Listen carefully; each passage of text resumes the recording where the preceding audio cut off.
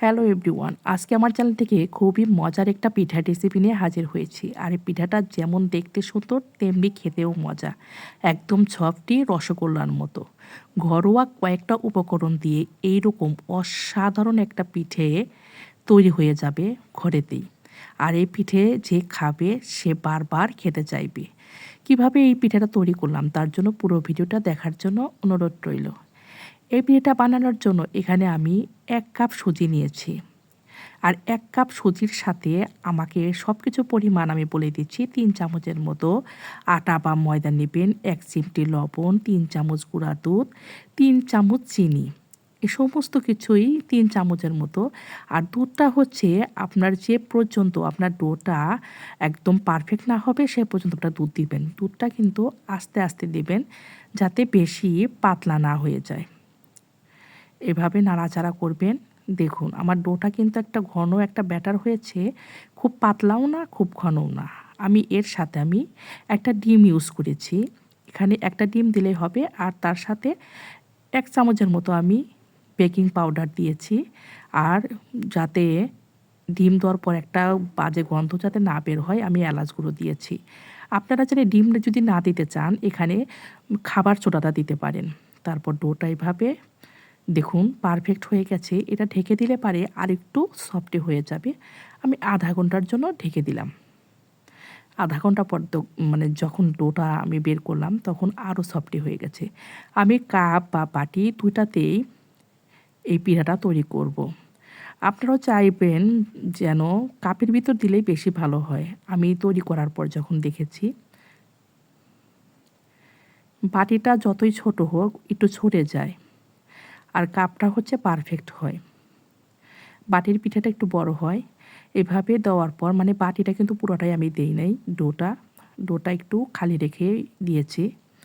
এভাবে প্যানের মধ্যে স্ট্যান্ড বসিয়ে তারপর আমি উপর দিয়ে ঢাকনা দিয়ে দেব।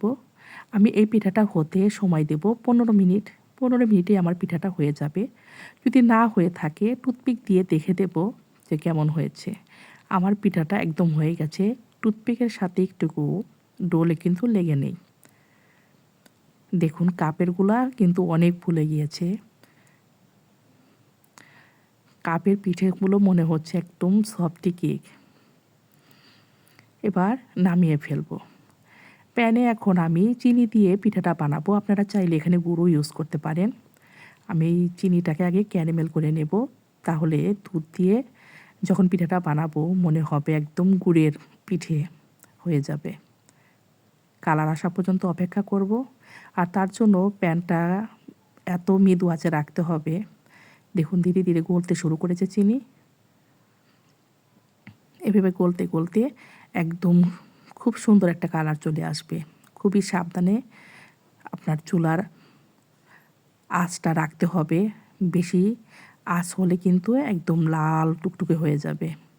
আমার কালারটা কিন্তু পারফেক্ট চলে আসছে। এখন এই রকম অবস্থায় আমি ১ কেজির মতো দুধ আমিও অন্য প্যানে জাল দিয়ে রেখেছিলাম। আমি ক্যারামেলের সাথে যুক্ত করে ফুটিয়ে নেব। আমার দুধটাও এতটা ঘন একদম সর পড়ে গেছে। দুধটা ঢেলে দেওয়ার পর আমি ক্যারামেলের সাথে একদম মিশিয়ে নেব চামচের সাহায্যে। তার মধ্যে এখানে ৩টার মতো এলাচ দানা দিয়েছি। আপনারা চাইলে এখানে তেজপাতাও দিতে পারেন।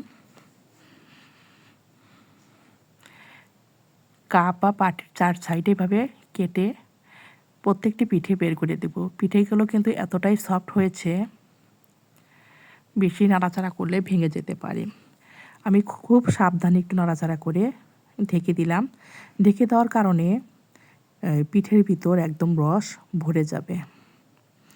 দেখুন আমার পিঠাটা হয়ে গেছে। রসে ভরা পিঠে, আমাদের দুধ সারস পিঠে তৈরি হয়ে গেল। খেতে দারুণ হবে। আমি উপর দিয়ে বাদাম কেটে সার্ভ করে নিলাম। তৈরি হয়ে গেল আমাদের অসাধারণ সুস্বাদু পিঠে। আপনারাও ট্রাই করে দেখবেন।